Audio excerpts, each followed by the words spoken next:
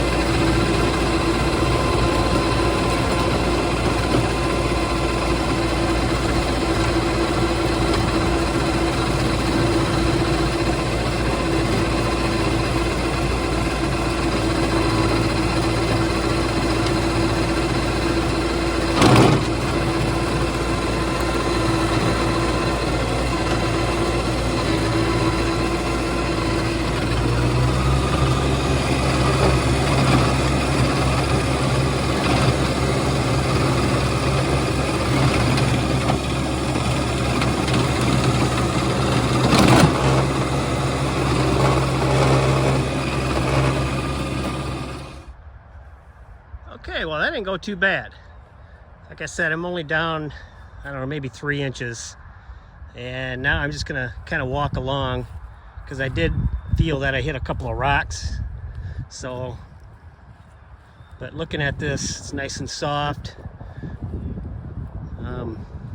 Struggled a little bit It's kind of a lower horsepower tractor. It's only 25 horse. And, you know, this is ground that hasn't been turned over in years.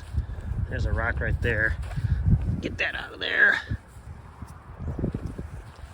And it's going to be pretty solid. And this is a trail I've been driving over with the tractor for years, so it's even going to be harder than normal. But yeah, I didn't think it turned out too bad. I'm going to do another, I'll probably do a row here now and go back and maybe do a couple more and see what I can do. But I think I got her. I'm pretty pleased with that. I'm just going to run over it now with the tractor. Once I get it done, I'm just going to run back and forth over it with the tractor. I also have the bucket on there I can use to level it a little bit if I need to, but pretty pleased with that. Okay, one more row.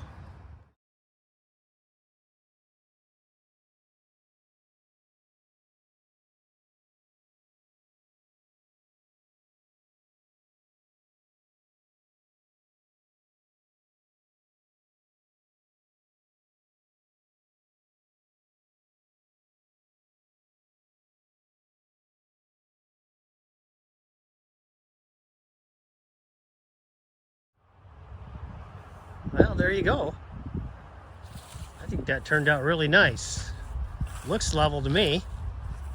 Of course, it looked level before, but it sure didn't ride level. But we'll give it a try now. I'm gonna just drive up and down it a few times with the tractor. Wish I had my roller. Well, I do, but it doesn't have any water in it. I don't think it's gonna help without any water. I'll just drive up and down it a few times and put the bucket down if I need to smooth it out some. But I think this is going to turn out nice. And if this does work, I'll be doing some more of this around the back 40 here. Once I get all this brush burned, I'm going to put some trails back here around my property. And because back in this section here, I'm going to turn into grass. I'm going to extend my yard again. And see, guys, that's why I need a zero turn. But anyway, let's get to flattening it down.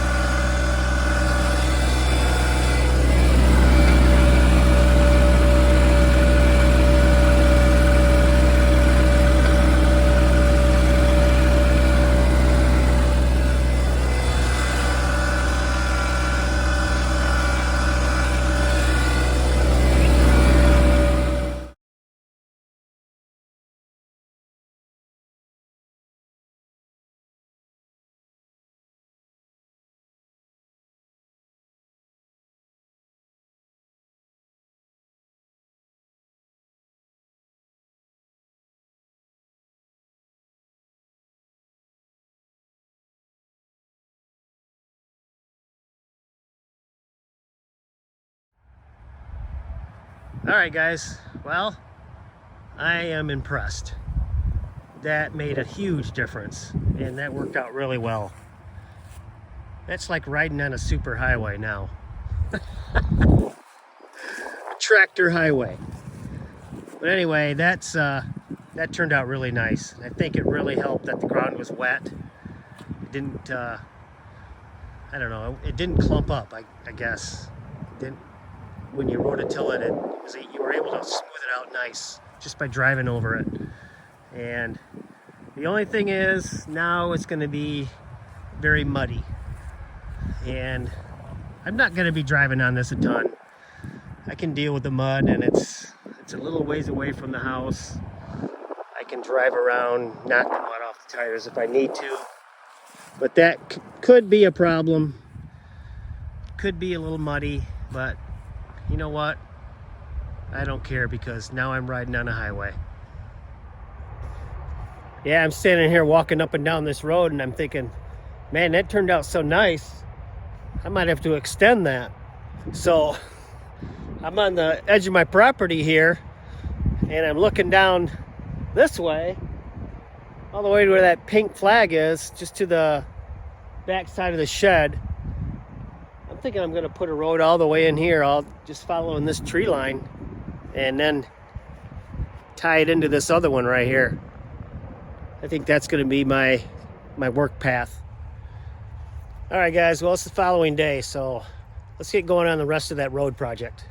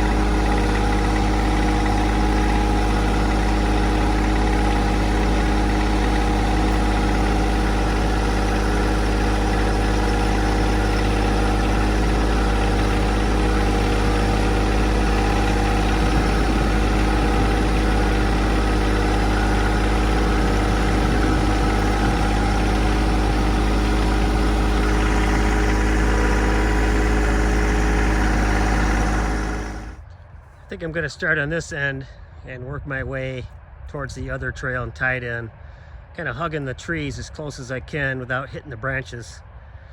I drove down there yesterday just to kind of give me a path to see where I need to go, and I think that's what I'm going to do. Start on this end and just go down a couple inches like I did with the other one, and then come back and we'll go from there.